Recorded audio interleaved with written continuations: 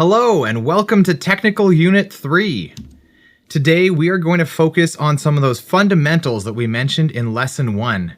So quick recap, we had our staging, power, lighting, audio, image, and network. Today we're focusing on the lighting and the image portions of that. So we'll start by exploring some basic lighting techniques. We'll make use of available natural and artificial light sources.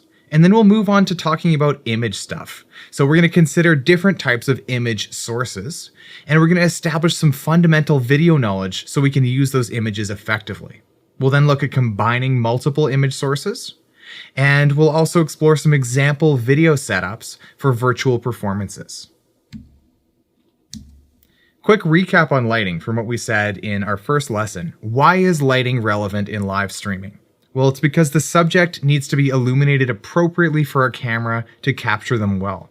We can also use lighting to define a mood, just like we might on stage in a live performance. What are some examples of bad lighting? Well, we mentioned too much backlight with something blown out really bright behind you. We talked about shadows under the eyes and images that are just too dark overall. And we said for bare minimum of making lighting work for video, we need enough illumination for that camera to work. We want to avoid those unpleasant shadows, and we want to balance the subject and surroundings appropriately. We also said there is one basic tip for functional lighting. So if you don't have a lot of time or resources available to put into this, just make an effort to put more light on the subject than you do on the other things in the frame. And here's a different version of something that I pointed out in Lesson 1, comparing two examples of just where our subject is positioned relative to a window, with the window being a light source. In the example on the left, I'm standing in front of the window, so the camera is pointing at my face and at the bright window behind me. The image gets blown out, my face looks dark relative to the bright window. In the image on the right, I've turned around. The window is shining its light at my face, so we don't see the bright window, but we see the light from the window on my face. Now let's dig into some actual lighting techniques here. So if you're into it, dim the lights a bit, grab a lamp or a flashlight, and follow along because I'll have a few activities for you to try. We're going to look at single point lighting, 2-point lighting, 3-point lighting, and some background lighting approaches. Starting off with single point lighting, just in sort of a diagrammatic sense here, we can see kind of two extremes of how you might use a single light. On the left, we're showing a light that is directly in front of the subject, shining right at their face, or maybe the subject is actually an object and it's just shining directly at that object. By contrast, we've got our really dramatic alternative to that, where the light is 90 degrees off to one side, shining just at one side of a person, casting a hard shadow. So what does that look like? Well, I've taken a couple of photos here demonstrating. Lighting in front of the subject, like I've done on this image to the left, is going to create a flat, even look. You can see most of my face very clearly. Some might even say it looks a little bit boring and dimensionless, but it is very visible. And this is what I'm suggesting as if you have little time or resources, at least do this so that you can see the subject. I've got that example on the right. That's the more dramatic approach, where I'm lighting from just off one side, and we get this hard shadow along my nose, and it fades across my forehead. And you can see how it's almost like it's telling more of a story. There's more depth and more drama to it. And that may or may not be appropriate for what you're doing. So it's just a way that you can approach it. Other places you could put a single light. Often we see a light from directly above. If someone is sitting under a chandelier while they're on a video call, something like that. And we get some pretty strong shadows under the eyes. So in the image on the left, you can see it sort of makes me look older or more tired. And if that's not what you're going for, then maybe this isn't the right way to position your lights or the right way to position yourself relative to those lights. The opposite of that one, I've got light coming from below. You get that sort of spooky ghost story campfire look where the light is just coming up. You can see really bright chin and then dark, my hair disappears into the shadow. I want you to take a stab at this. So grab either a mirror or a camera where you can see the screen, just some way for you to see yourself as you do this activity. And then get a light of some variety. Could just be a light on your phone, could be a flashlight, could be a lamp, or it could be a light that you move yourself around that's fixed in one place.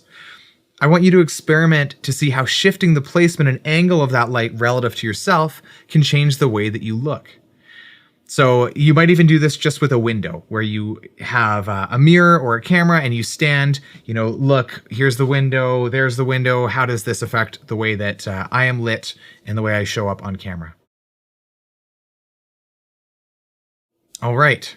So now we're going to take it to the next level. We're going to look at 2-point lighting. Often we talk about this as a key light and a fill light. And when we use those terms, the key light is the primary source of illumination for our subject. So right now, it's not an extremely intense example of this, but I've got more light on this side of my face. I've got 2 lights shining at me right now. This one is acting more as my key light. I also have a fill light shining on this side, and so that's my secondary source of illumination. It's not as bright as the key light, but it's used to fill in some of the shadows on my face. So some diagrams of that, you can see if those were totally even, the key light and the fill light equal brightness, it might look like that example on the left, but more often it looks like something like that example on the right, where we have the brighter key light and the dimmer fill light, and it adds a little bit more depth or drama, often a more interesting image.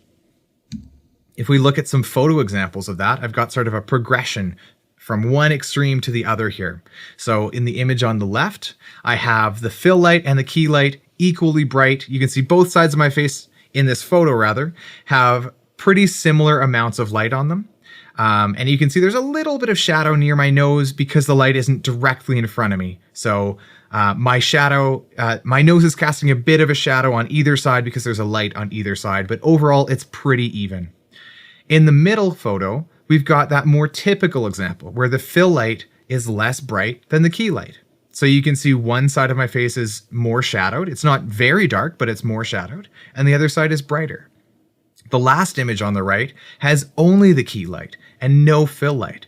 So you can see all I've done as I step through this is have both lights at full, one light dimmer, one light off. And you can see by that example on the right where there's no fill light, that there is benefit in adding that fill light. If I don't want this dramatic of an image where you can't see part of my face, then I want to supplement with a fill light and just, reduce the shadowing a little bit. So I want you to give this a go. This time use 2 lights or, 2 natural light sources, or you could combine a window, say, and a lamp and see how that looks. As you're doing that, you might notice that there's sort of different color temperatures. So one might be a warmer, more orange or yellow light, and one might be a cooler, whiter or bluer light.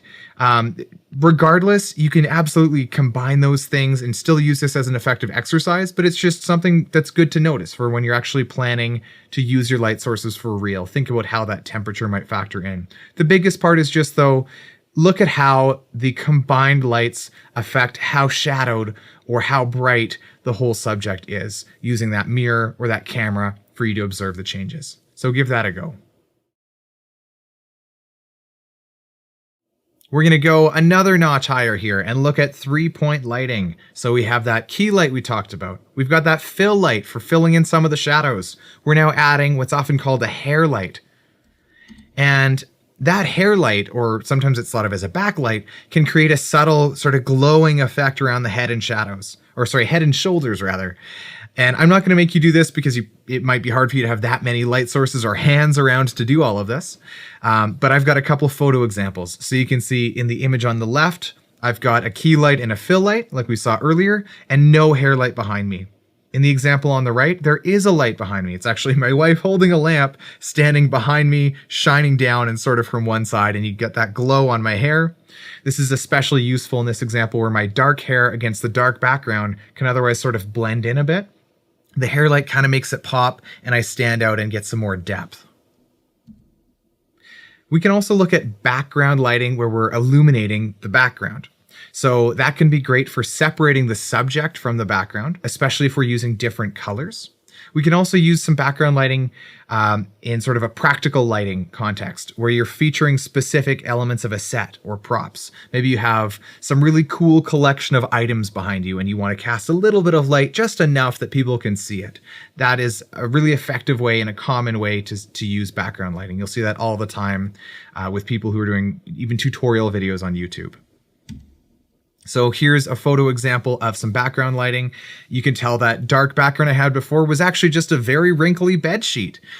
So maybe not the best thing for me to do to light that up in this example, but you can see how it's sort of an amber light I've got shining on this blue ends up creating kind of an interesting purple effect behind me.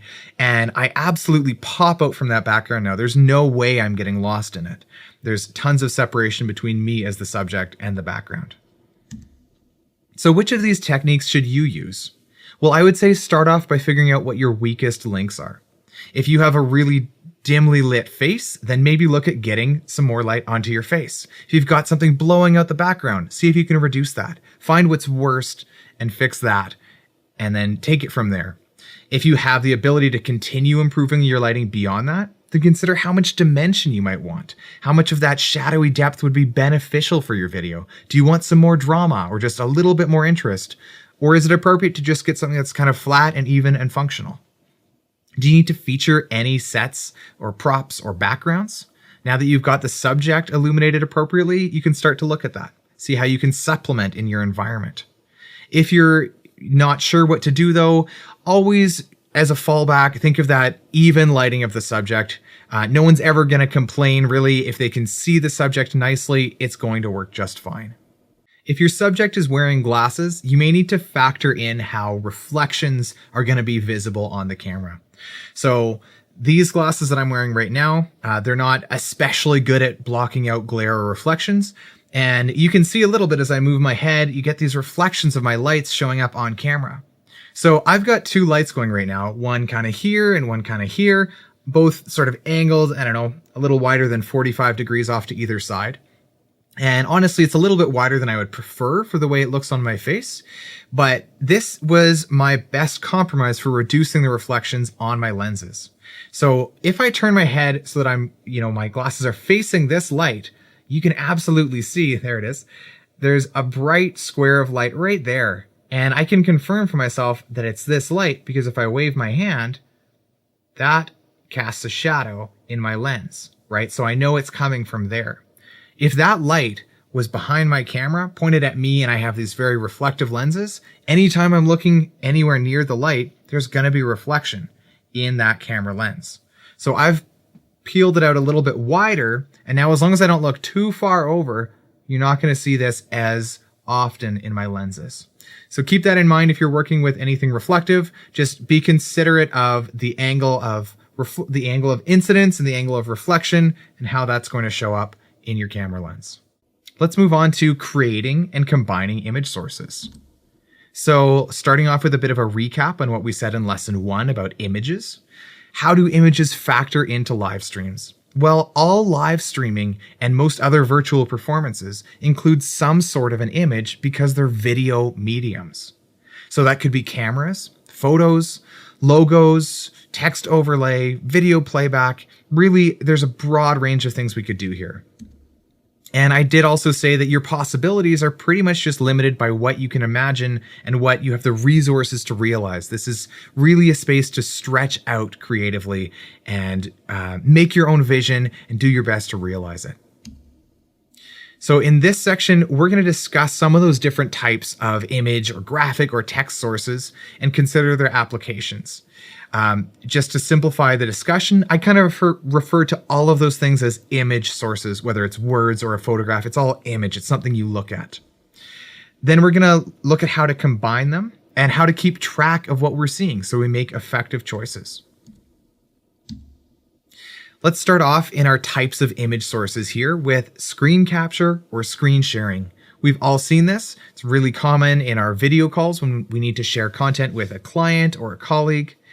And we often see it used In this sort of virtual performance or capture context, if you're making videos to record and release later, we often see it with something like video tutorials. Like I'm doing right now, a tutorial. There are portions of this where I may choose to do a screen capture and show you what I'm actively doing with a mouse on my screen, say. We can also use some sort of a screen capture or screen sharing to maybe we display just a portion of a window. Maybe on Facebook in a browser, we can see the live social media comments of someone reacting to this video as we were making it. We could bring that in and display it in our video. Or perhaps it's as simple as just showing a PowerPoint presentation that's on the same computer that we're using for our streaming or recording or broadcasting. Video playback would be another really common type of source. And a lot of the time, we prefer to do this with a dedicated device for playing back those videos. We certainly can play back a video from on the same computer or device, but video is really demanding on computing resources. So if we have a more complex system, we usually end up setting up, say, a laptop that's dedicated to just playing pre-recorded videos, and then we bring that in as a video source and combine with other things. We'll talk more about that later. So video playback could be used for, say, showing a quick sponsor video during your event. Maybe it's some sort of an advertisement or an acknowledgement. We could play a pre-recorded performance in sequence with live content. Maybe there's like a variety show you're putting on and 4 of the 5 performers are there on your stage and you're capturing them and live streaming it, but one of them had to pre-record and send it in. So you can combine that in with some camera sources. Or maybe you're sharing testimonials recorded by fans or members of the public. These are all just some ideas of how you could use video playback of pre-recorded content. Text and image overlays, another super common thing. You might see logo bugs in the corner of the screen. So let's say we're watching a TV show on cable TV and it's something by NBC. Maybe you'll see the NBC Peacock logo up in one corner. You might use text overlays to show song lyrics over top of a camera feed while a performer sings. That's really common with worship services and worship music, to see the lyrics being presented over top as the band or performers play, and then anyone watching at home can sing along and get caught up in the moment. We can also use these sorts of overlays for something like a call to action to encourage donations, or we may just be using it to identify performers with a name and a title card. So when they appear on the screen, we also pop up a title card and say, this is this person, this is what they do. We, of course, often use cameras as image sources as well. So that's going to be super common for capturing the main presenter for the audience to see. And a lot of the time, we also add additional camera angles to make the performance more interesting to watch. You could even do something like have a camera that shows the exterior of a venue while an audience is coming in. You see that in sports broadcasts often. It sort of gives a sense of place and also a sense of time, that this is a thing that's about to happen or a thing that's happening now here, and you can see what that would be like. So the image sources that you want to use are going to inform the equipment or software that's required to do the job. The earlier that you can decide what you will show, the better the whole plan can come together. So I want to add to that even if you can't confirm the exact graphics or the exact images you're going to have, you need to establish the types of images you're going to use for your content. So for example, it's really easy to load a revised version of a sponsor image onto a computer that's already dedicated to playing back images. If I'm a technician operating some sort of a virtual event and I already know there's playback content, I'm going to have some sort of playback device sitting next to me here with all my equipment. And it's usually pretty easy if someone walks up, maybe only half an hour before the event and hands me a stick with some new images. I replace the ones I had before. I obviously would prefer to not have to do it there at the last minute, but it's a lot easier to do that when I already have the whole system prepared for that than if someone, let's say the plan had just been a simple webcam and me talking at this web camera and going live with no other equipment. And then half an hour before someone says, oh, here's this slide for you to play. Well, all I have is a webcam. So at that point, I don't necessarily even have enough time to set up a whole dedicated way to play back content. I needed to establish way earlier in the process that playback was something I wanted to do. So the earlier that you prepare your content, whether it's figuring out all the types of content or ideally actually refining every exact thing you want to show, then the more time that you're going to have to run tests and observe ways to improve all of that before you have to do the performance. Let's take a quick look at some options for some free or cheap editing software. If you're on a Mac, iMovie is software that's available for editing videos. It's relatively powerful considering that it's free. On Windows, you might look at Movie Maker as a similar sort of option. When we're talking about image manipulation, so still images, title cards, graphics, any of that sort of thing, we'll often make good use of, there's a program called GIMP that is cross-platform. It's also free. I use it all the time for everything from making, floor plans to making promotional images, whatever I can imagine, it can probably do it. It's sort of like a free Photoshop. Canva is a platform that is incredibly powerful. It's growing very, very popular. It's browser-based. It's really easy to share content between multiple people, and it can be useful for graphic and video editing. So if you don't already know these or already have tools, take a look at them and start to get some basic familiarity. We love to have these skills because even if we're not supposed to be responsible for, say, making a welcome graphic, if someone else sends us an image and it's not quite right, when we have basic skills, we can make small changes, like, say, cropping it slightly or adjusting one color. When we have these skills in our repertoire, like I said before, we have to wear a lot of hats. Having these skills and this familiarity makes it easier. Now we're going to talk about combining image sources. So what is video switching? Well, video switching is the process of selecting one or more video sources out of our available options and then sending that to a program feed. The program feed is what the audience sees. So it's like the output, it's the thing we've made that goes to the audience. That's the program feed. And we use video switchers, or sometimes they're called video mixers, to make these selections. So it might be switching from camera A to camera B, or it might be displaying a PowerPoint and having a little tiny image of camera A floating over top of that PowerPoint. That's basically exactly what I'm doing right now. I have a presentation going into one channel of my video switcher on the desk in front of me, and a camera going into another input, and I'm combining those things so that the program output is both the presentation and my face. It's really common to see either hardware switchers like I've got on my desk or software switchers that you can just download and run on a computer. We're going to do a little activity here. I mentioned OBS Studio in the last lesson as a software encoder. I also briefly mentioned that you can use some of those pieces of software for combining images and selecting images. Well, that's what video switching is. So I'm going to show you how we could use OBS Studio to bring in different sources and manipulate and select between them. Let's start off by opening the OBS application. So when it opens up here, we can see right away there's a lot of information available on this screen for us. The biggest thing we've got is this black, currently empty canvas area where we can start composing an image. We've also got our little window pane showing scenes. We've got one showing sources that's currently empty. We've got this audio mixer section, no audio sources in here right now.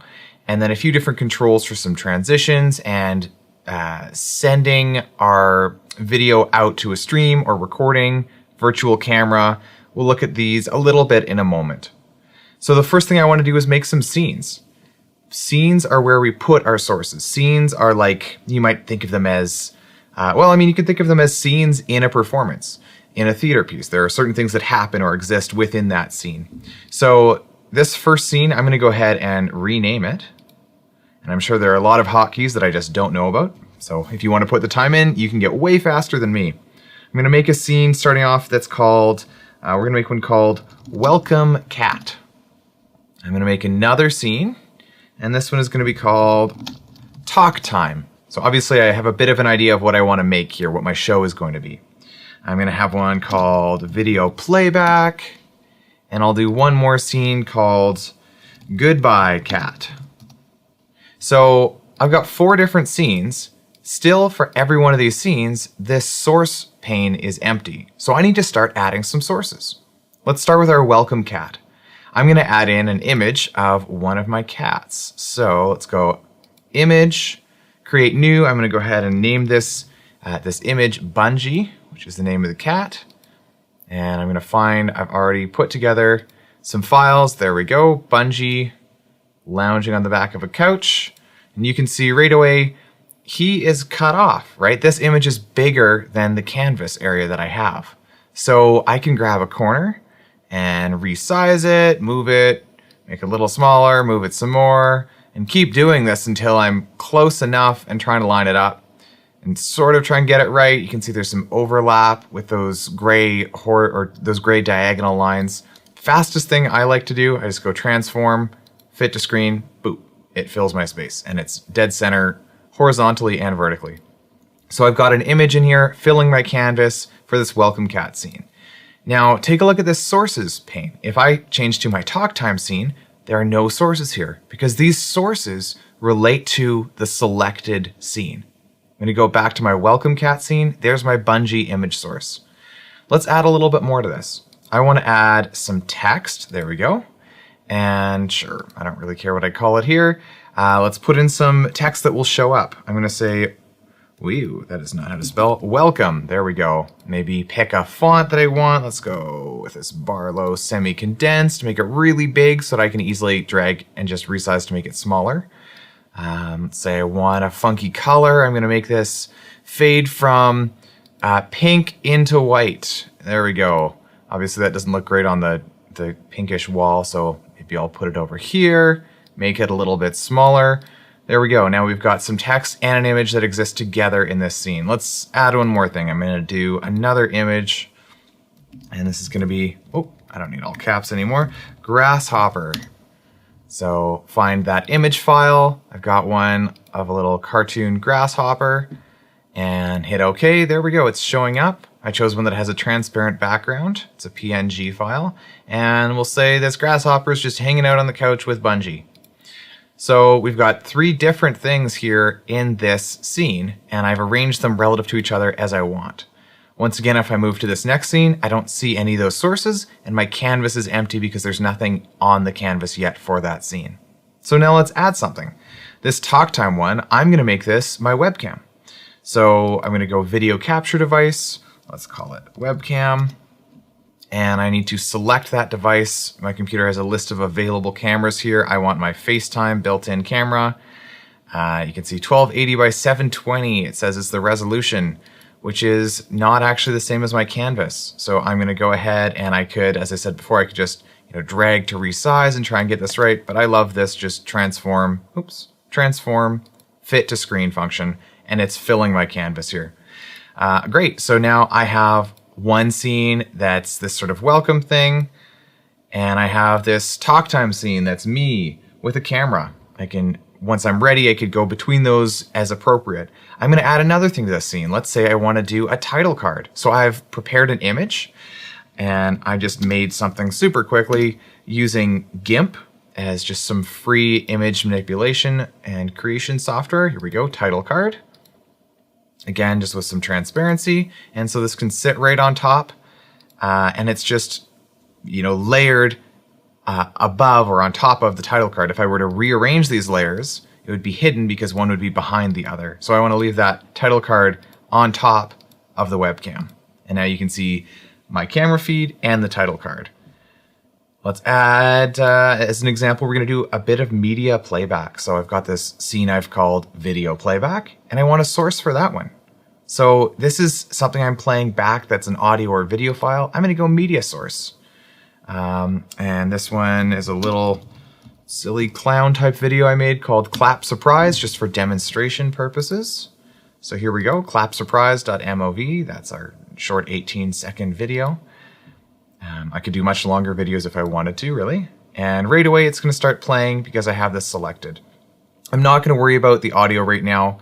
It takes a little bit more to get into how to monitor the audio. And if you want to start using this tool, you can absolutely figure that out with resources on the internet.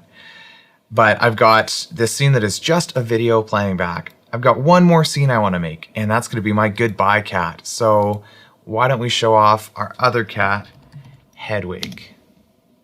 And I've got an image of Hedwig here, getting some kibbles out of this little puzzle that I made for her out of a toilet paper roll and cut some holes into it just to keep her interested. There we go. That's now filling my canvas, and let's add some text to that as well. So here we go, text, and I don't really care what that's called. It's easy enough for me to figure out. I'm going to say goodbye, and we'll go with that font that I decided was appropriate for this. Where did that go? It's a little bit, I must have mistyped there. There we go. Barlow semi-condensed. Again, I've gone with a really large font size, because if I had a small font size and tried to drag the element and expand it to be bigger on the screen, I would just have a very pixelated block of text. By starting with giant text, I can make it smaller easily without causing problems. So this one I'm going to say is, we'll make this one blue, fading to, not that I always have to do fades, but I'm just enjoying it at the moment. Blue fading to green. There we go. And I'm going to position that one somewhere where it's a little bit easier to read. Here isn't that bad, so it's not my greatest graphic design work, but you can see the idea of what's happening here. And now I've finished putting together 4 scenes that all have different image content in them. So I've got my welcome cat with a photo, some text, and this little cartoon image layered on top. I've got this talk time scene that's my webcam with a title card. I've got this video playback file, and it looks like I need a haircut in this video. Also have this goodbye cat image. So I've created all of these different scenes. I've decided these are the things that should exist in my virtual performance.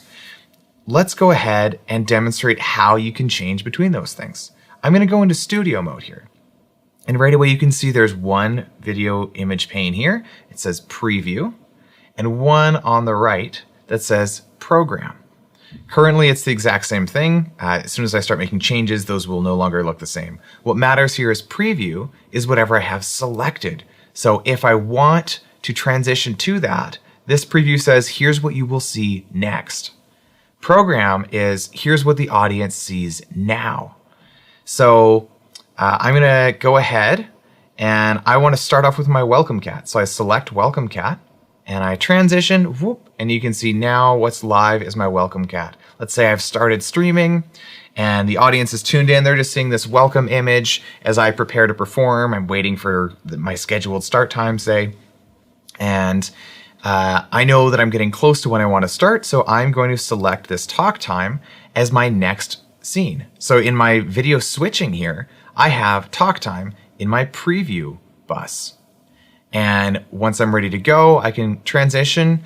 Hello, everybody. We're live. Thanks for tuning in. I'm Ben Nixon. I'm the guy who's talking right now. I'd love to show you this video I made. So now I can select this scene that's my video playback. You can see it hasn't started yet because I haven't transitioned to it. When I transition, then this video starts playing. So I can play this video. They would, of course, be hearing sound here right now. I just don't have this routed for you to hear. And we get through this video watching me clap a whole bunch of times. And that's the end of the performance tonight. Thanks so much for joining. Let's see the goodbye cat transition, and we show them the goodbye cat to round out and finish off the show. I can stop my stream. So that's a really quick overview of kind of how you can use OBS and how we manipulate things in the canvas, how we create scenes and sources. And it's just a great free tool for you to start experimenting or using for your own virtual performances. Let's move on to some video basics. So I think it's important to establish some fundamental knowledge so we can all communicate our expectations and kind of know why things are or are not going to work, or make selections on what plans or types of equipment will get the job done right. Let's start off with resolution. This is a term that most of us have heard, and it's the number of distinct pixels in an image. So usually that's expressed as width times height. So an example would be 1920 by 1080. So that would be 1,920 dots or pixels across and 1,080 dots or pixels high. That's all the information. See if I can get in the right spot on my screen here. That's all the information for that image. Might be a lower resolution, could be 640 by 480 as an example. Higher resolution images are of course going to have more detail in them because there's more available information that can be conveyed in that when there's more pixels. So how do you choose a resolution for virtual performances? Well, generally I would say use the best resolution that you can get away with at a reasonable bit rate. And we'll talk about bitrate in another lesson, but essentially we want the best resolution that we can get away with that isn't going to crash our system. Also, we want to refer to the weakest link in our signal chain. So let's say we're using a camera that can output a 4K resolution image. That's actually what I'm doing right now. My camera can output 4K. But maybe that's connected into a capture device or a switcher that's limited to only 720p. So that's a much lower resolution image. And that's also similar to what I'm doing right now. My switcher is only 1080p, but my camera is 4K. So there would be no reason for me to live stream a 4K video feed if I'm limited by that 720p or 1080p switcher, say. I'm never going to get a 4K image out to the internet. So I might as well just send a 1080p, or if it's a 720p device, just a 720p image out to the internet. So whatever our lowest resolution is, whatever our weakest link is, that's basically the most effective value to use when we're choosing our resolution. If you're not sure how capable your system is, and you're concerned things are going to crash or get overloaded, I would suggest using 720p, which is also known as 1280 by 720. That's the resolution. 720p is standard HD, not full HD. We often see things that are higher resolution than that, but we're still pretty used to seeing an image that is only 720p, and a lot of people are not going to complain about that. It's a safe option. Sometimes, though, you won't even be given a choice. So let's say you're on that Facebook producer page, just using your webcam, just saying, my camera is my source, let's go live now. It won't even give you an option. The resolution just will be what it will be in that situation. What happens when you mix resolutions? Well, the image is going to have to get scaled up or scaled down. And high resolution images can be scaled down to lower resolution images pretty easily. Like I said, my camera that's outputting 4K, connecting to this video switcher that's at 1080p. My video switcher is just scaling that down. So it starts off with a lot of information, and then my video switcher, that's the next thing in line, just does its best to convey as much of that information as it still can with fewer pixels.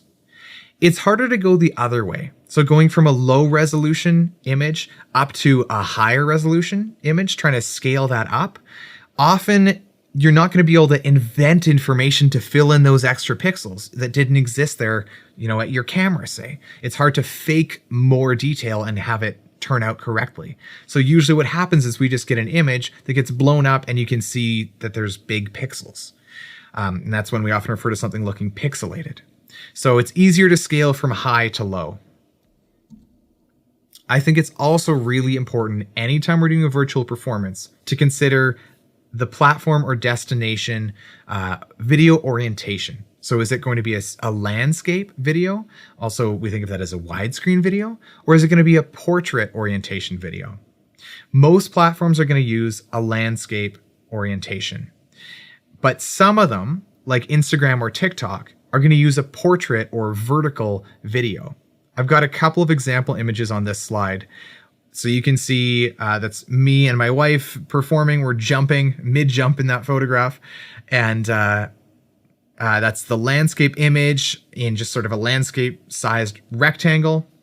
Nice, a wide rectangle there. But if I take that same image and try and fit it on my portrait rectangle, that tall screen, that vertical image, all I do is get a whole bunch of black on the top and black on the bottom, because the wide image isn't going to fill to the top and the bottom.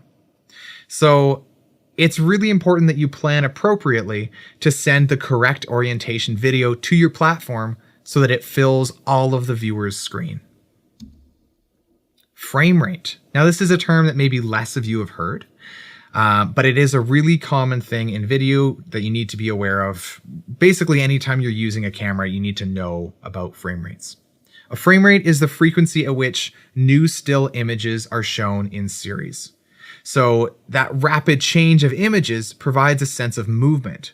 It's like a flip book. If you have, one page with a drawing of maybe there's a dog sitting on a rug, and then on the next page the dog is slightly standing up from the rug. The next page they're fully standing. You flip through and you see it looks like a movie of the dog standing up off of a rug.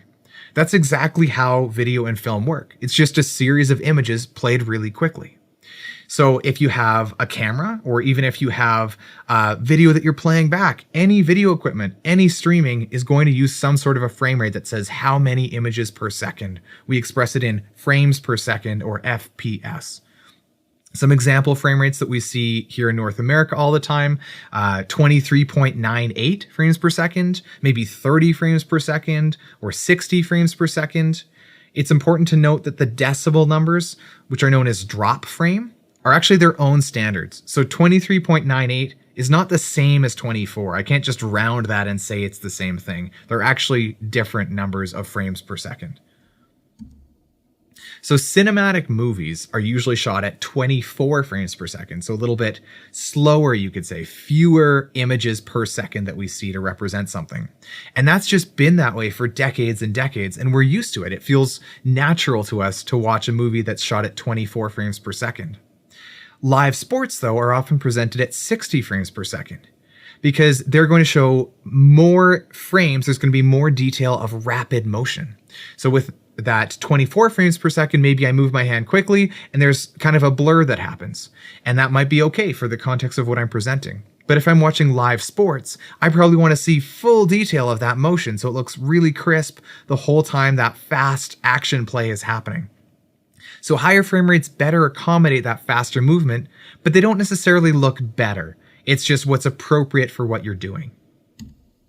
So how do you choose a frame rate for your live streams?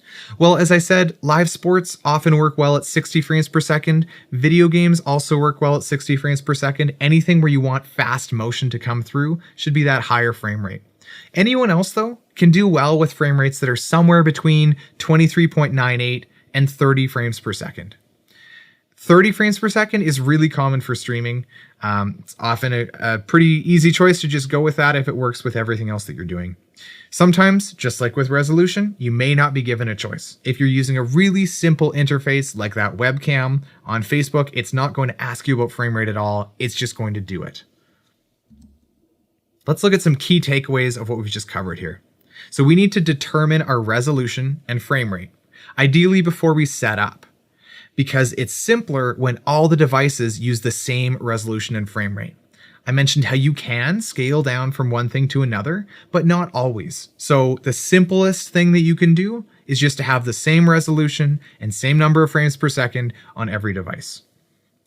If your equipment can scale, or we call it standards convert as well, converting video standards, then it's okay to use some different resolutions and frame rates if you need to.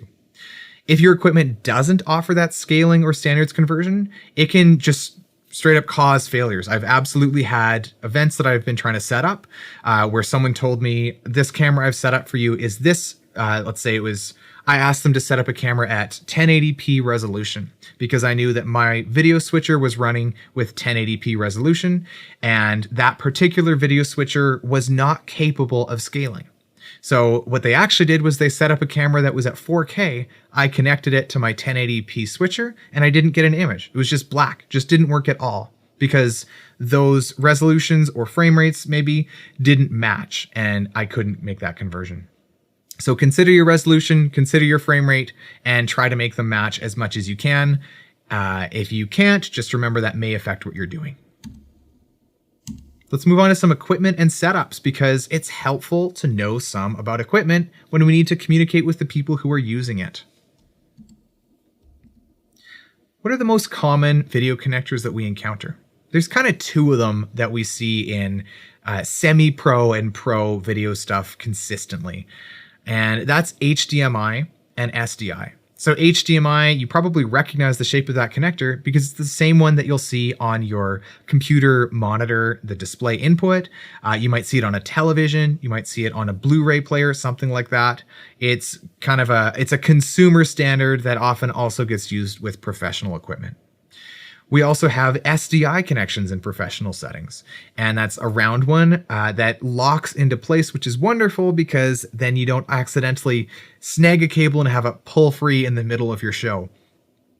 Worth noting, HDMI signals generally can't run as far of a distance as an SDI signal. So you don't often see something like a 100-foot HDMI cable carrying a video signal successfully.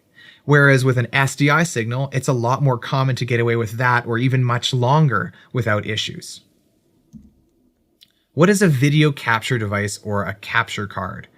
This is something that a lot of us learned about in 2020 with the COVID-19 pandemic and people moving to online presentation. So a capture device is an adapter that allows you to feed a video signal into a computer or mobile device. So your computer might have an HDMI port on it, but that's one way. That's output only. You can't connect your camera or your video switcher into that HDMI port. It doesn't go that direction. Your capture device lets you do that. So it might be that it's got an HDMI input or an SDI input, and then on the other end of it, there's maybe a USB connection. So you can just plug that into a USB port and receive that video signal at your computer or device. Network video is something that is becoming more and more accessible to consumers in sort of prosumer settings. Network video is really helpful because it can allow us to send a video signal from one device to another using an Ethernet cable or even Wi-Fi. So if you're doing that sort of a setup, you don't necessarily actually need your HDMI cables, your SDI cables, your capture devices. You're just running over often existing network infrastructure.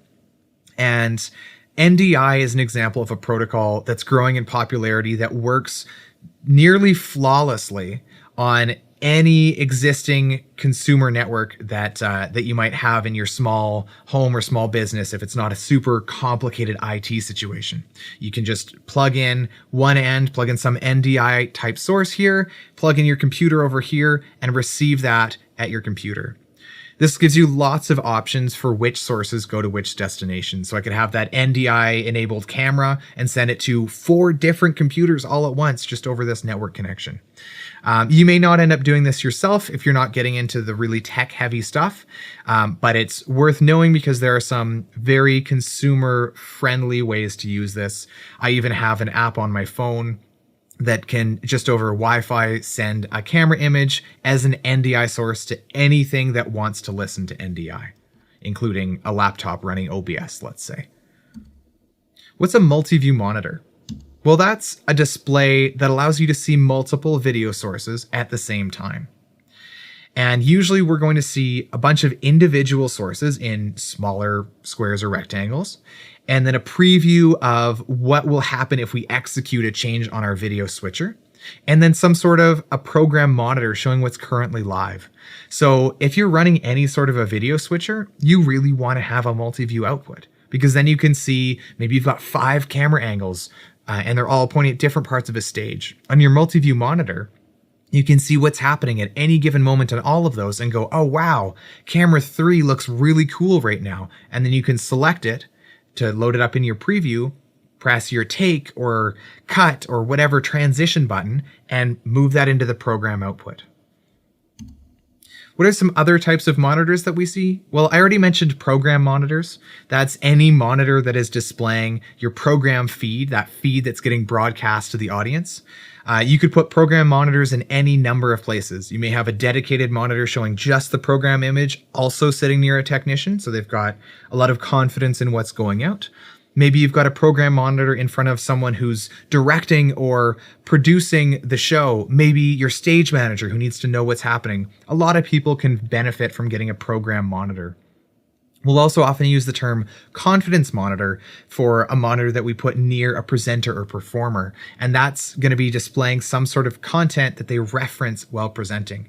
A prime example of a confidence monitor would be some monitor that's showing, say, the presentation notes of a PowerPoint. So a person who's standing up there giving a presentation can glance down at the screen, see what their notes were, or glance down and see what's live on the giant screen behind them and just feel confident about what's happening.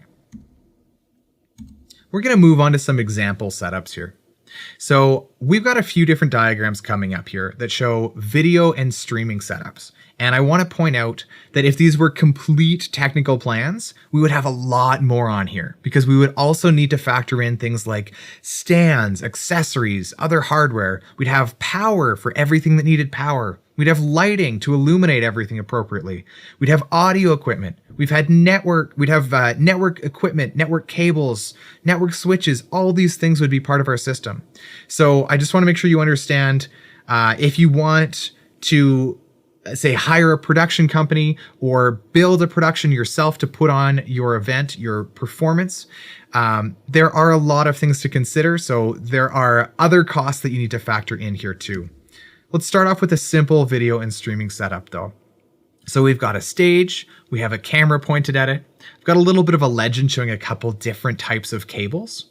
So you can see I've used this sort of red dotted line to show an HDMI cable. So this suggests this camera has an HDMI type output. So I run an HDMI cable out of that camera and it looks like it's going into a capture device. So there's a USB cable coming out of the capture device. Evidently, this is a capture device that can receive an HDMI signal and turn it into a USB signal to go into the computer. And that's what's happening. That signal continues on from the capture device into the streaming computer. Maybe that streaming computer is running OBS Studio, maybe it's a vMix, something else. And we're just going to connect that to the internet, hopefully with some sort of wired Ethernet connection, and send that out into the world. So this is just camera, goes into capture device, goes into the streaming computer with a software encoder, and it goes out. Here's a more complicated one. Again, we've got our stage there. We still have a camera in front of the stage that's pointed at the stage. And this is like a locked off shot. It's a front or wide shot that's just capturing everything that happens. It's always a safe option. It might not always be the most interesting option, but it's always going to show the whole stage. And that's a really important thing to have when we're setting up cameras. So we still have that camera in front, but we've added another camera here. We've got someone operating a camera that's actively panning and tilting that camera around and zooming it in and out so they can focus on individual performers. Maybe we have a jazz trio performing on this stage, and that person is zooming in and getting a nice shot of whoever is soloing in that moment. So they're working on that. We've got the wide shot. We also have another video source going on here. We've got a playback computer. Maybe there's some sort of sponsor video that we need to play in the middle of the performance. So we've got that going in. It looks like that's an HDMI connection. It looks like those cameras were using SDI connections based on just the legend I made and the colors of cables that I drew in this image. All three of those things, our front wide camera, our close-up camera, and our playback computer, are all going into a video switcher. So as I said before, that video switcher is letting us select which of those things we want to see at any given moment. And we've got a multi-view monitor so that the person operating the switcher can see all of those things and make the appropriate selection. So that work happens in the video switcher. We send the signal out of the program feed output. So the appropriate camera at any given moment, maybe the playback is going out the program, and it's going to two different places if we follow these arrows on the screen. We can see one of the outputs, one program output, is going to a program monitor in front of the stage. So let's say it's that jazz trio performing on stage, and they know at some point in the show that sponsor video is going to get played back. Well, it's kind of nice for them to be able to see when the sponsor video is happening, because then they know, oh, the sponsor video is playing, no one's looking at me right now. I can lean over and talk to the bass player for a moment and just have a quick chat. I know it's still the video. Okay, let's get ready. Now I can see I'm live again. That sort of thing can be handy for a performer to know if necessary. We've got another program output coming from that video switcher, and it's going to a capture device. So this is where it's the same as our last example. We've got a video signal that's been put together. It's multiple cameras in this case. Combining them, going into a capture device, gets converted to a USB signal, goes into OBS Studio on our streaming computer. OBS is encoding that and sending it out to the internet. So multiple inputs getting combined, still streaming through a computer. This is a variation here. So we've changed up what some of the inputs and the outputs are a little bit. We still have our front wide camera. That's our safe shot that always shows all of the stage. We've still got a close-ups camera where someone is operating that and finding the best shot for any moment based on what's happening in the performance. Those are both still coming over their SDI connections into the video switcher, so we can choose between those two cameras. But we've added a third camera in this one. We decided there was some really neat angle available from the side of the stage. So we've put a camera that's just shooting the side of the performance. Not that you are always going to want that shot, but in this case, it looked like a great option, so we've done that. But if you look at the coloring of these cables I've drawn, that side camera, it's an HDMI output. Well, I decided that my video switcher is going to be 100 feet from the stage because maybe there's an audience in there as well. Or maybe I just can't be that close. So I said before that I can't run my HDMI cable very far. I'm going to need to convert that to some standard that can run a longer distance. Or maybe it's even just that my video switcher doesn't have HDMI inputs. Maybe it only has SDI inputs. So I've added this little box, HDMI SDI converter. You don't honestly need to know very much about how that works. It's just something that you bought or that you rented that does exactly that. It receives an HDMI input and converts it to an SDI output. And that just continues on over our SDI cable all the way to the video switcher. Now at the video switcher, we have that front wide camera. We've got our close-ups camera that someone is actively moving around. And we've got our side camera that's just another interesting locked off funky angle. All three of those things go into the switcher. Whoever's operating the switcher is watching the multi-view monitor again, right? And seeing what the best camera is at any given time. They pick that camera and send it to the program feed, comes out of the program feed, and we've got a slightly different situation here than before. So in our last examples, we were going into a computer and running a software encoder. Here we're using a hardware encoder. And that's just, a slightly often more expensive option for using a piece of equipment that's dedicated to just encoding. It's like running OBS in a computer that is doing absolutely nothing else. So it's going to do that one job really well. So this is our whole setup. We've combined these things and sent it out a hardware streaming encoder to the internet. Awesome. We've gone through some examples. I know that's a lot of information, but I'm hoping that the more we look at these sorts of approaches, the more examples we get, just the more exposure, little bits of it will stick, and eventually we'll just build into this confident glob of expanding knowledge. Let's look at a bit of homework to help expand that glob. What a strange... All right, we're rolling with this analogy. I would love for you to check out improving your lighting. So spend a bit of time experimenting with the lighting that you're using for your streaming or video conference or video call setup. And all of us are doing video calls at some point. So we end up sitting somewhere, there's some light on us, and we've got a camera pointing at us. See what that is, evaluate what that looks like in your world right now. Could you add or reposition some artificial lights that would improve how you look in that video call? How does the distance of each of those lights affect the brightness? Obviously, if it's farther away, it's going to be dimmer, but by how much? Just try that a little bit. Move them around and see what you can come up with. Also consider, is there light from above you that's creating dramatic shadows under your eyes, or shadows that make you look tired, perhaps? If you normally do your video calls in one location, you could also try just going to a different location. Maybe it's a location that has lots of, maybe there are wall sconces all through there. Or maybe there's a giant window. See how each of those things changes the way that you looked. And remember, get that bright light in front of you, shining at your face, not behind you, shining at the camera. We're also going to do a little bit of video homework because, as I said, it's a lot of information, but we need to reinforce it, practice it to help drive it home. So download OBS Studio if you don't have it already. It's free. As I said, it's very widely used, and it's a great tool to practice these concepts with. I'd like you to create a few different scenes like I did in my example, and then add one or more source to each of those scenes. Arrange them on that canvas, make them bigger, make them smaller, make them overlap, just mess with that a little bit. And you can combine still images, maybe some media playback, maybe a video capture device like a webcam, maybe some text showing your name or some sort of message. Just mess around with having those different types of things all working together.